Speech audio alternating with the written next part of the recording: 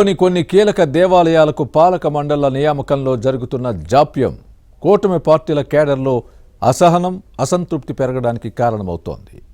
అదుగో వేస్తున్నాం ఇదిగో నియమిస్తున్నామంటూ ఊరించడం ఆ తర్వాత ఉసూరు మనిపించడం విమర్శలకు తావిస్తోంది.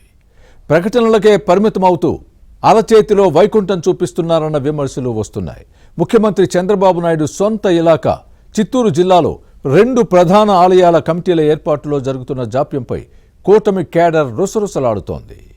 ఇంతకీ ఏవా టెంపుల్స్ జాప్యానికి కారణమేంటి? Let's watch the story.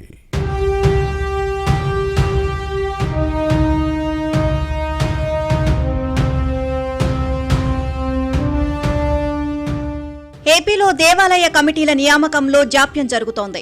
ఇది కూటమి పార్టీల కేడర్లో అసహనానికి దారితీస్తుంది. ముఖ్యమంత్రి చంద్రబాబు నాయుడు సొంత ఇలాకా చిత్తూరు జిల్లాలో ఈ పరిస్థితి కాస్త ఎక్కువగానే ఉంది.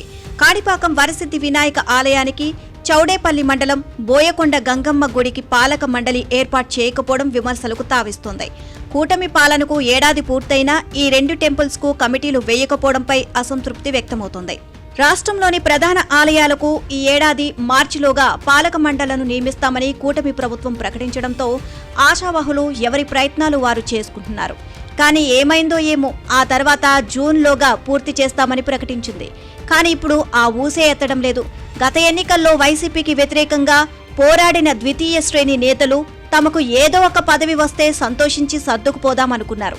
కానీ ఆలస్యమవుతున్న కొద్దీ వారిలో అసంతృప్తి పెరిగిపోతుంది. భవిష్యత్తులో పార్టీలపై ముఖ్యంగా టీడీపీ తీవ్ర ప్రభావాన్ని చూపే అవకాశాలు లేకపోలేదు అని భావిస్తున్నారు.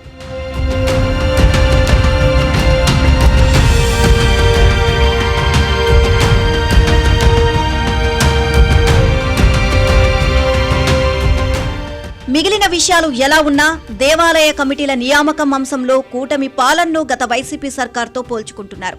అప్పట్లో జాప్యం లేకుండా పాలక మండళ్లను నియమించేవారు.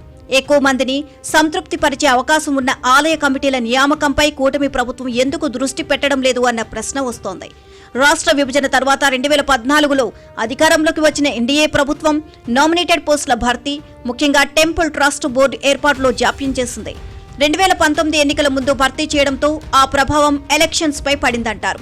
ఈసారైనా గతంలో మాదిరిగా నాంచకుండా నామినేటెడ్ పదవులను భర్తీ చేయాలని టీడీపీ కేడర్ కోరుతోంది.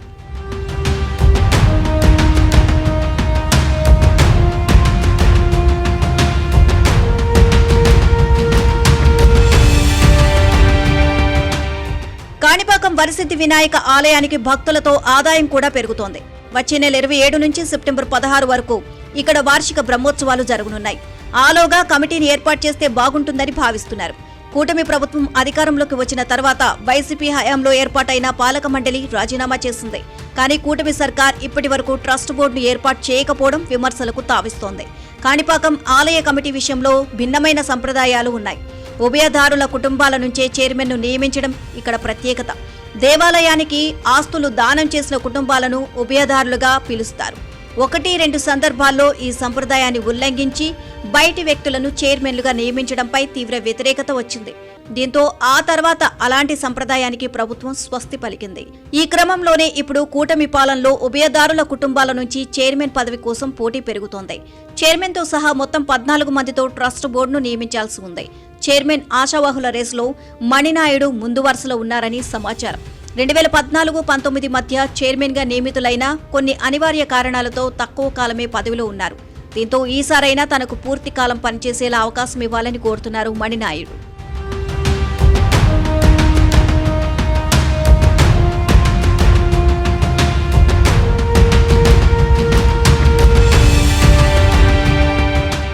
ఇక కాణిపాకం తర్వాత పుంగనూరు నియోజకవర్గ పరిధిలో బోయకొండ గంగమ్మ ఆలయం కూడా ప్రసిద్ధి పుణ్యక్షేత్రం.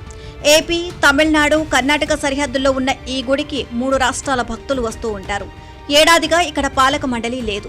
చౌడేపల్లి మండల టీడీపీ నేత లక్ష్మణరాజు పతిరాజు చైర్మన్ పదవిపై ఆశ పెట్టుకున్నారు.